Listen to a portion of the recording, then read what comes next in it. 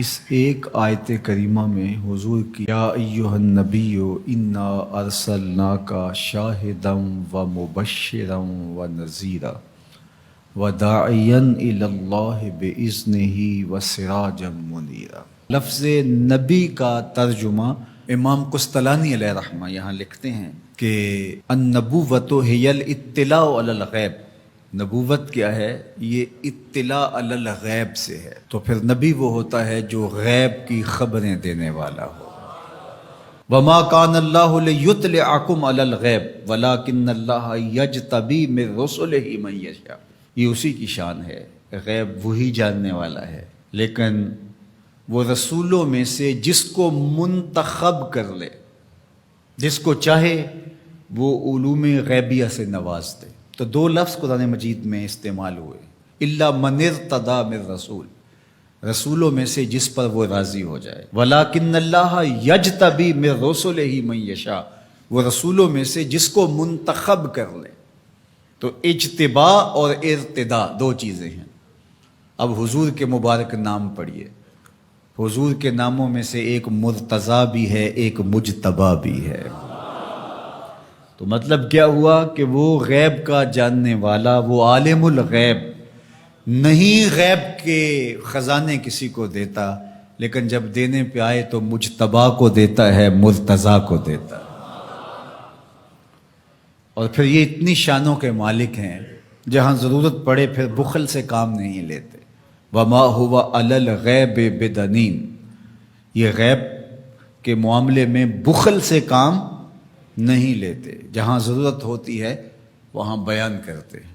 سیدنا عمر بن خطاب رضی اللہ تعالیٰ عنہ فرماتے ہیں، قام فینا رسول اللہ صلی اللہ علیہ وسلم فاخبرنا عن بدء الخلق حتی دخل اہل الجنت منازلہم واہل النار منازلہم، حافظ ذالک من حافظہ و نسیہ من نسیہ۔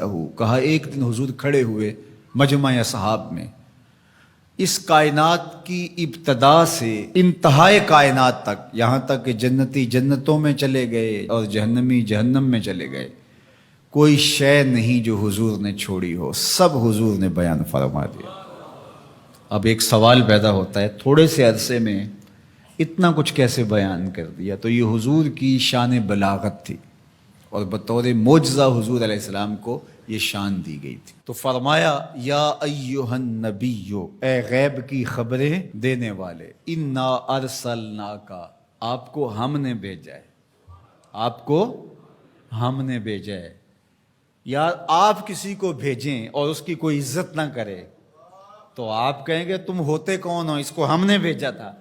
اللہ کہتا ہے محبوب تجھے ہم نے بھیجا ہے۔ تو یہ اللہ کی طرف سے فرستادہ ہیں، اللہ کی طرف سے بھیجے گئے ہیں، یہ اللہ کے نمائندے ہیں، اس لیے حضور کی آواز آواز حق قرار پائی، حضور کا بولنا اللہ کا بولنا قرار پایا، حضور کا حکم اللہ کا حکم قرار پایا، حضور کی اطاعت اللہ کے اطاعت قرار پائی۔ تو اس لیے جو محبوب کی بات مانتا ہے وہ رب کی بات مانتا ہے، اور جو حضور کا انکار کرتا ہے وہ رب کا انکار کرتا ہے۔ کوئی ساری زندگی لا الہ الا اللہ پڑھتا رہے اور محمد رسول اللہ نہ پڑھے، رب اس کے لا الہ الا اللہ پڑھنے کو اس کے منہ پہ مارے گا اگر میرے رسول کو نہیں مانتا، اس کو میں نے بھیجا ہے۔ تو کہا انا ارسلناک شاہدا و مبشرا و نذیرا، آپ کو شاہد بنا کر بھیجا ہے، آپ کو مبشر بنا کر بھیجا ہے، آپ کو نذیر بنا کے بھیجا۔ شاہد کا کیا معنی ہے؟ اتفاق تو ہوتا رہتا ہے مجھے بھی آپ کو، جب کوئی فوت ہو جاتا ہے تو جنازہ پڑھتے ہیں تو کیا اس میں بولتے ہیں اللہم اغفر لحینا و میتنا و شاہدنا و غائبنا، اللہ جو حاضر ہیں انہیں بھی بخش دے، جو نہیں آئے انہیں بھی بخش دے۔ تو شاہد کا کیا معنی ہوا؟ حاضر۔ امام راغب الاصفہانی جو کہ لغت کے امام ہیں اور مفردات قرآن میں قرآن مجید کے الفاظ کی تشریح کرتے ہوئے لفظ شاہد پہ بات کرتے ہیں، تو وہ کہتے ہیں کہ الحضور مع المشاہدت اما بالبصر او بالبصیرہ، کہ شاہد کا معنی کیا ہے؟ حاضر ہونا مشاہدہ کے ساتھ، چاہے بالبصر چاہے بالبصیرہ۔ آنکھوں سے دیکھ کر کے مشاہدہ کرنا یا اللہ کی دی ہوئی باطنی قوت سے مشاہدہ کرنا؟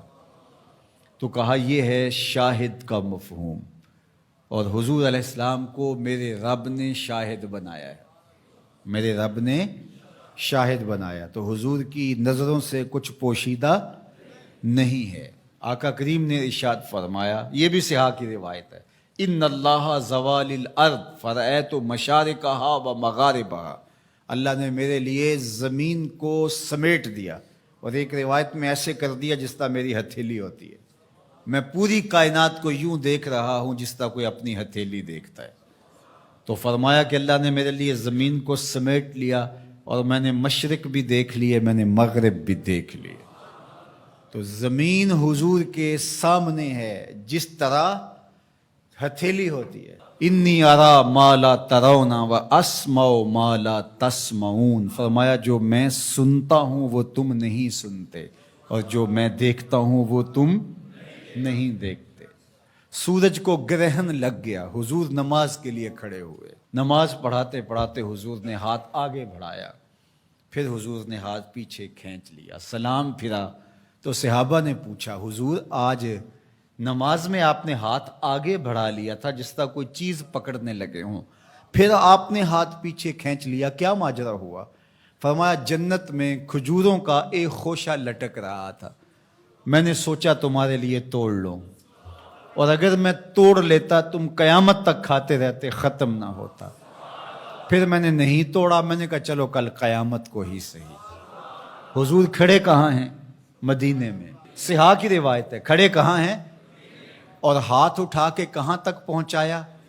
جنت میں۔ صحیح بخاری اٹھائیے، باب تصفیۃ الصفوف ہے، حضور نے فرمایا صحابہ صفیں سیدھی رکھا کرو، مت سمجھو میں صرف آگے دیکھتا ہوں، میں آگے بھی دیکھتا ہوں، میں پیچھے بھی دیکھتا ہوں، میں تمہارے رکوع بھی دیکھتا ہوں، دلوں میں پیدا ہونے والے خشوع بھی دیکھتا ہوں۔ اے فروغت صبح آثار و دہور، چشم تو بی نندائے ما فی الصدور، انا ارسلناک شاہدا، محبوب ہم نے آپ کو شاہد بنا کے بھیجا، ومبشرا، ہم نے آپ کو مبشر بنا کے بھیجا، خوشخبری دینے والا، نیکوکاروں کو جنت کی بشارت دینے والے، اہل ایمان کو اللہ کی رضا کی بشارت، جنت کی بشارت دینے والے، یہ حضور کی شان ہے۔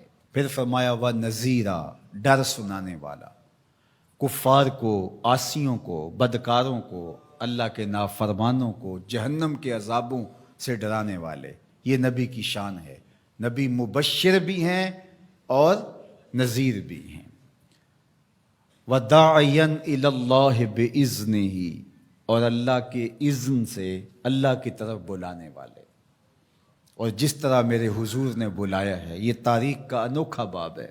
وَسِرَاجًا مُنِيرًا، روشن آفتاب بنا کر کے جس کے جلووں سے ظلمتیں دور ہو گئیں۔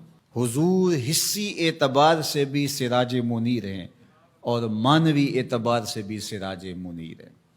معنوی اعتبار سے اس طرح کہ ظلم، شرک، کفر کے اندھیرے حضور کے آنے سے مٹ گئے، ناانصافیاں ختم ہوئیں، اور حصی طور پہ حضور کے مبارک بدن سے نور نکلتا تھا۔ تو ذرا اس آیت کریمہ کو دیکھیے، ایک آیت میں حضور کی عظمتوں کے موتی پروئے ہوئے۔